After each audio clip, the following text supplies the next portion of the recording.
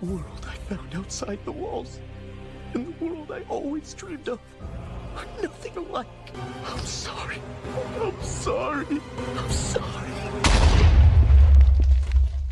Yeah, we gotta talk about that ending.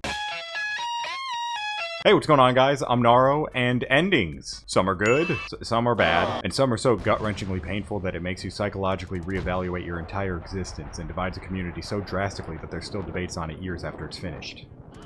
But no matter which one it is, the thing that will normally make something good or bad is, well, the ending. Because an ending, for the most part, can easily make or break an entire show. Because it doesn't matter how good the flight was if you manage to crash the entire plane on the landing. And the reason I'm making this video so many years later is because I jumped out of said plane mid-flight. So I had no idea what type of landing it was.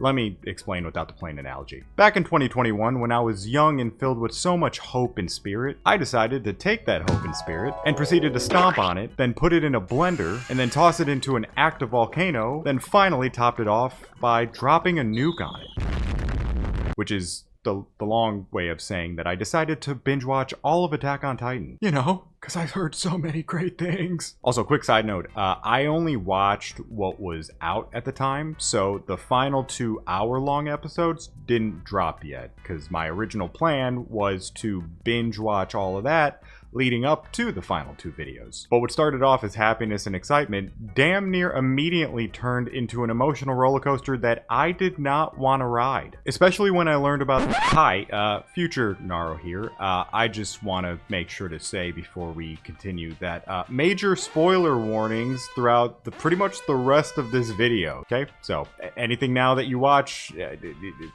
you've been warned. Okay. Back to the video. That 13-year curse. Talk about emotional damage. And yeah, so after that, I was like, F this, and never watched the final 2 episodes. But during the 5 years that I stayed away from Attack on Titan, I slowly started to hear rumblings of... Oh, I didn't even mean to put that. That wasn't even in the script. Didn't even mean to make that pun. Anyways, I started to hear about all the controversies and mixed feelings that this chaotic ending created. So I finally decided to give this the fair shot it deserves and see if this is the worst anime ending of all time, or if I actually should have just sat through that flight to the very end. Now, what makes an ending good or bad? If I had to simplify it, I'd say it all comes down to feeling satisfied. And naturally, if you're satisfied after watching an ending, chances are the story was finished in a way that, to the audience, makes complete sense. But unfortunately, that's a lot harder to do when you have an ending that is anything but happy. Because some people will probably feel unsatisfied when watching an ending that's sad, so they'll just jump to the conclusion that the ending was trash. When in reality, sad definitely does not equal bad. Like a good example is a movie that dropped not too long ago, which is Obsession. Hey, it's me again. Just here to do yet another spoiler warning, this time for this movie. So if you haven't seen this movie, I know you weren't probably planning on getting a spoiler warning for this movie in this type of video, but here we are. So again, you have been warned, and we are gonna jump right back into the video. This movie is absolutely, positively, incredibly phenomenal. It's also absolutely, positively, incredibly sad.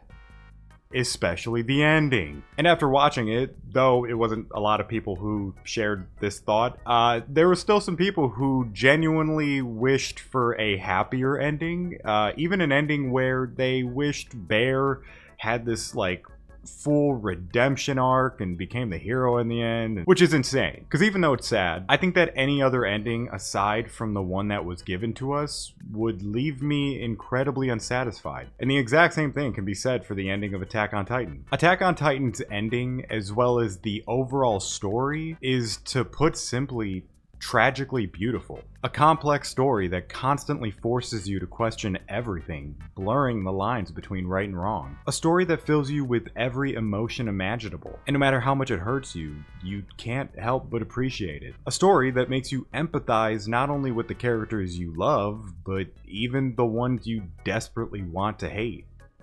Well, except for one. Fucker. But hey, it's not like the entire show is nothing but doom and gloom. Maybe about 80%. And even though there are happy parts in the ending, like breaking Ymir's 13 curse, thank God. Still though, this is extremely far from the happy ending that plenty of viewers, as well as what Eren deep down truly hoped for. But I'd be lying if I said that this shouldn't be the ending, because I can't help but feel satisfied. But from all the back and forth I heard around Attack on Titan, not everyone feels the same. And even though that's probably for a couple different reasons, one of the biggest ones that I can see being the case is that there's really nowhere to put our anger. Because Attack on Titan doesn't really have a true bad guy. Well, there is one. Okay, maybe two. But the true bad guy isn't even a person. It's just a word.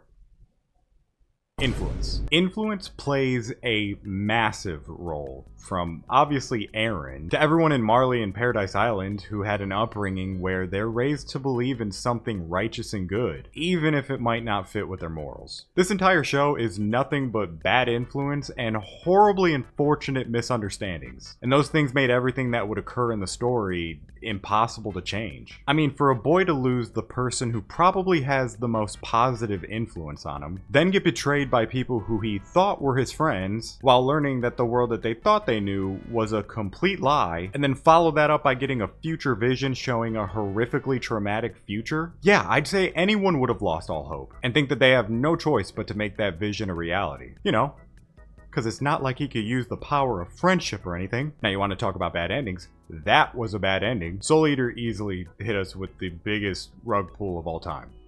But I will say that that Fire Force ending is pretty cool. It was a nice surprise, since I didn't know that both of the stories were written by the same authors. So I'm getting off topic. Anyways, so for anyone thinking that Eren could break the cycle and find the true freedom he was looking for, I personally don't think that's the case at all. Because every little thing had already influenced the outcome. I mean, even something as little as Eren's age ended up playing a huge factor in influencing him. Remember how I just described Eren a second ago? A boy. Because you got to think about it. Ages 8 to 16 are probably the time where influence is going to have the biggest impact on you.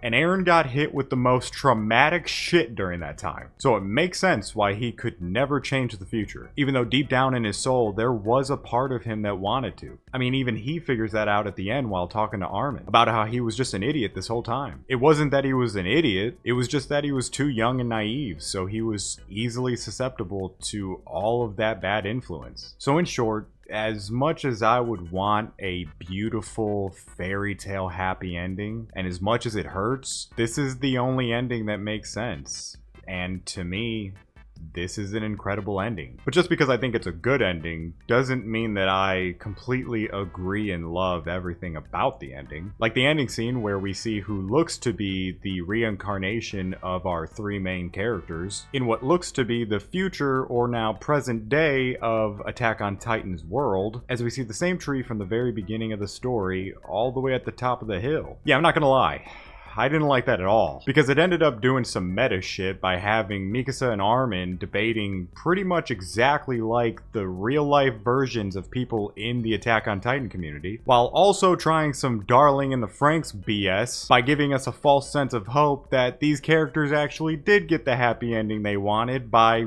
being reincarnated. Which I'm like, f*** all that. If you're gonna rip my heart out, you better damn well rip all of it out. Do not leave any sort of hope whatsoever.